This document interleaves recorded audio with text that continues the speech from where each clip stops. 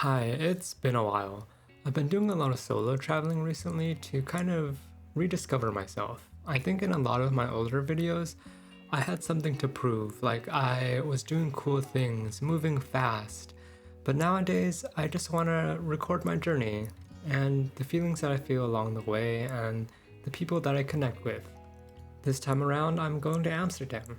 I've been here before, but this time it didn't rain the whole time. It's crazy not raining in Amsterdam.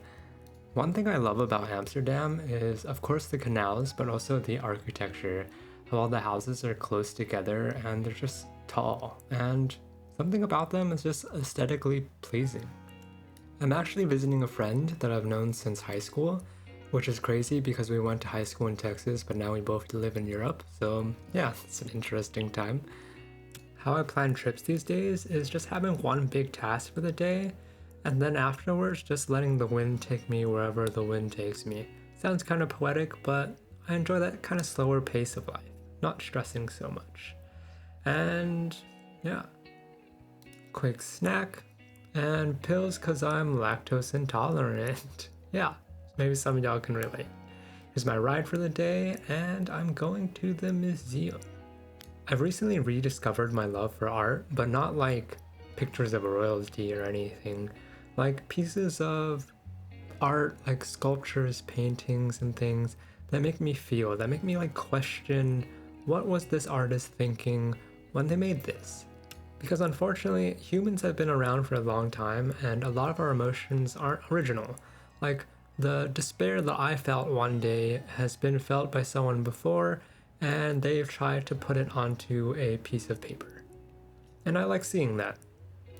I also didn't realize that I had to buy a ticket online beforehand instead of being able to buy a ticket on site, so I stopped by this little cafe to kill some time, but also get a snack because who doesn't love a snack, right?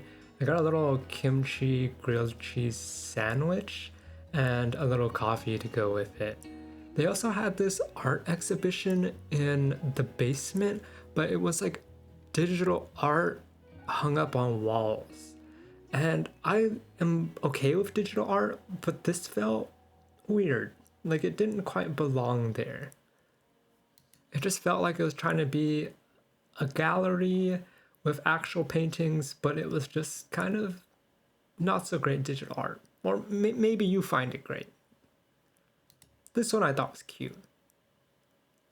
But finally, it was time to go to the museum, and it was bigger than I imagined.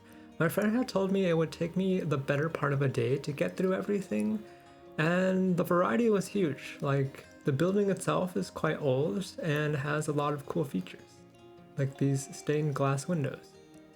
I've been in Europe for a while now, and I've been to a lot of old churches, and yeah, you see a lot of them at some point, and you go, yeah, that's an old building.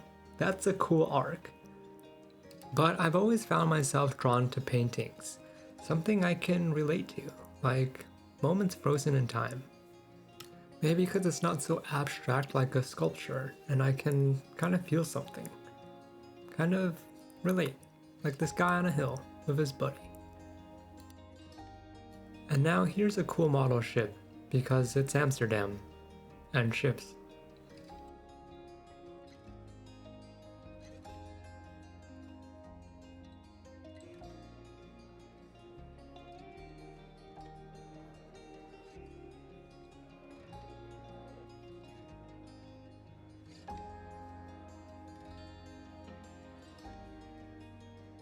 This was at the very end of my museum trip, and I spent honestly too much time looking at these three lines and how they could interact with each other.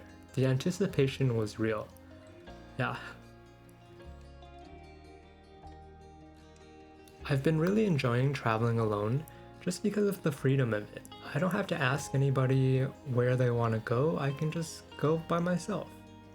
Go to restaurants I want to try, walk wherever I want to walk, and I don't have to worry about anybody else. Of course, it sometimes gets lonely, but it's okay. I'm trying to find this knife shop, and who would have thought it's in a basement and super inconspicuous right beside a restaurant. I had actually walked by it several times and just couldn't find it. But when I finally found it, it was a really good time. The salesmen were really knowledgeable and weren't too pushy. They also sharpen knives if you're in Amsterdam. I'd like to say that I'm an avid home cook, so having a good knife has always been something of value. And yeah, it was a little bit of a splooge, but I bought one. And you can't visit Amsterdam without doing a canal tour. My friend has a friend that works for this company, and it was really fun. It was really great.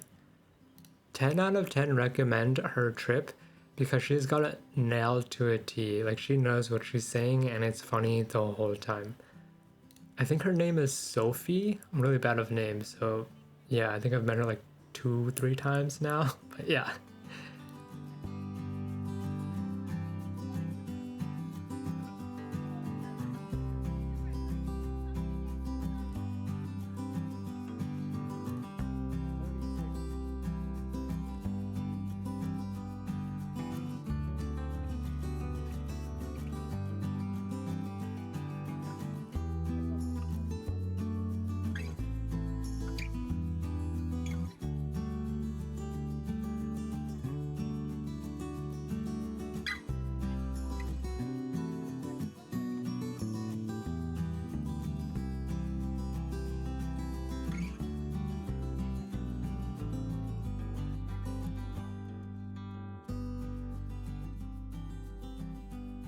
And that sums it up for my first day of this trip. See y'all tomorrow. And it's tomorrow. We're at these boat ferries that crosses the river. They're free, but they're quite hectic. The first time I was very confused at what I was supposed to do or where I was supposed to go. It's essentially like a bus. You get on and then you get off. There's a schedule and you can see when the next one comes, and there's several of them. We're also doing Amsterdam things, as in riding our bikes everywhere. Well, it's not my bike, but yeah, you get the point. Even back in Germany, I just ride my bike everywhere regardless. I don't have a car anymore, which was strange to start with because, yeah, I'm from Texas and you need a car to get anywhere. But we were here actually to buy clothes, but we ran across this pig and then an art exhibition, like a studio tour.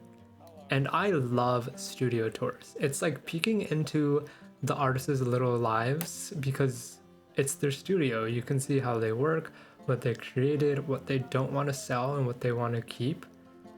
This particular artist does a lot of skylines of Amsterdam and how Amsterdam has looked through the years. And I found her use of color super interesting. This artist does like rug making, but landscape.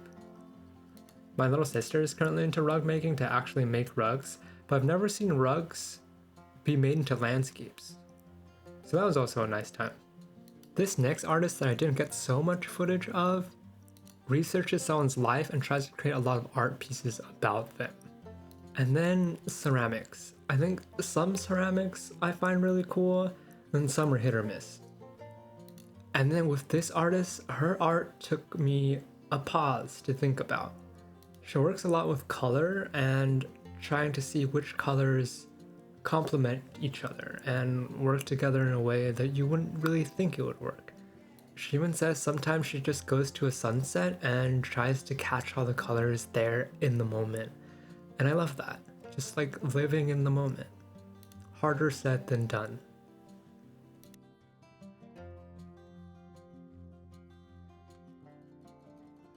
And there's pigs. But that's it for day 2.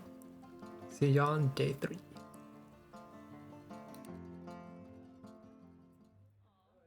Hi, and it's day 3. I didn't record all that much today because I had to try to figure out how to get to this aerial workshop in a more secluded part of Amsterdam. But as you see, I finally got there to do some rope. I actually prefer aerial straps and that's my main discipline, but I do rope every now and then. For me, it's just much harder with this whole I have to hold on thing because in straps I'm just like locked in on my wrist and I don't have to really think about that, like letting go. As a friend said to me, rope people have avoidant attachment styles because they just have to let go, and strap people are secure because they're locked in. And I love that analogy, even if it's not true, or maybe it's true for you. But yeah, it was super cold, so moving was quite a challenge and warming up was hard.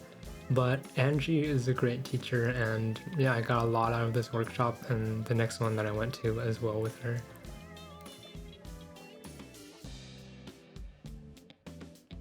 And as I said, it didn't rain the whole time, but now I'm on my way back to Germany, where it's also gray, but not as gray as Amsterdam. Thanks for watching. Thanks for sharing the journey with me. Yeah.